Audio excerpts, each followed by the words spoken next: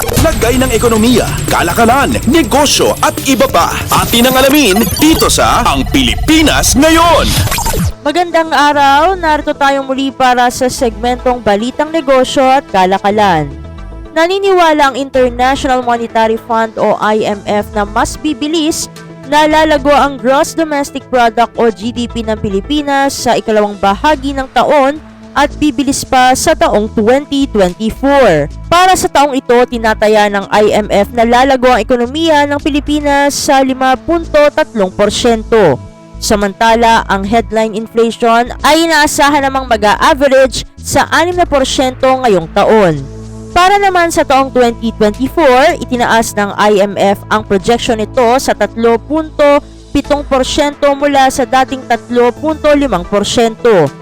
Nakasaad din sa ulat ng IMF na ang kasalukuyang account deficit ay inasahang liliit sa 3% ng GDP ngayong taon at 2.6% sa 2024 sa likod ng mas mababang global commodity prices at pagtaas ng electronics export sa ikalawang bahagi ng taon.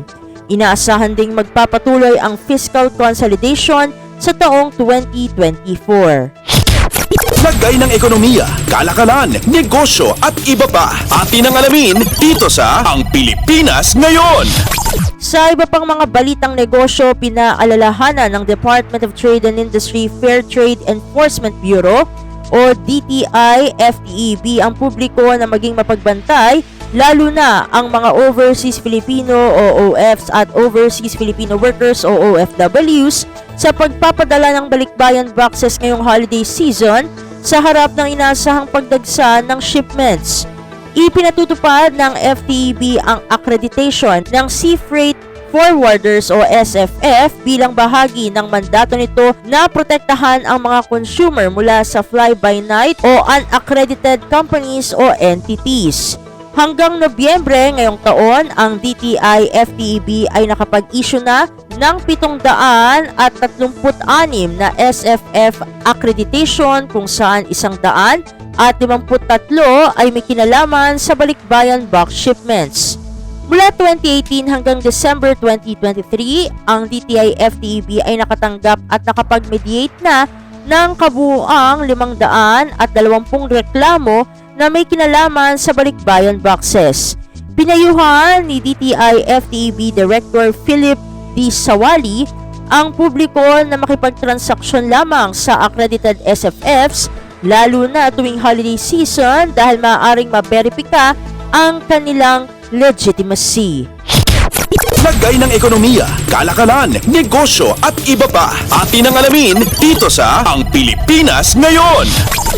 At sa pagtatapos ng ating segmento, napigilan ng Bureau of Customs o BOC ang tangkang pagpupuslit ng kabuuan 146,000 litro ng unmarked fuel na nagkakahalaga ng milyon-milyong piso noong Sabado sa Mariveles, Bataan. Inimpound din ng BOC ang motorized tanker na ginamit sa paghahatid ng fuel.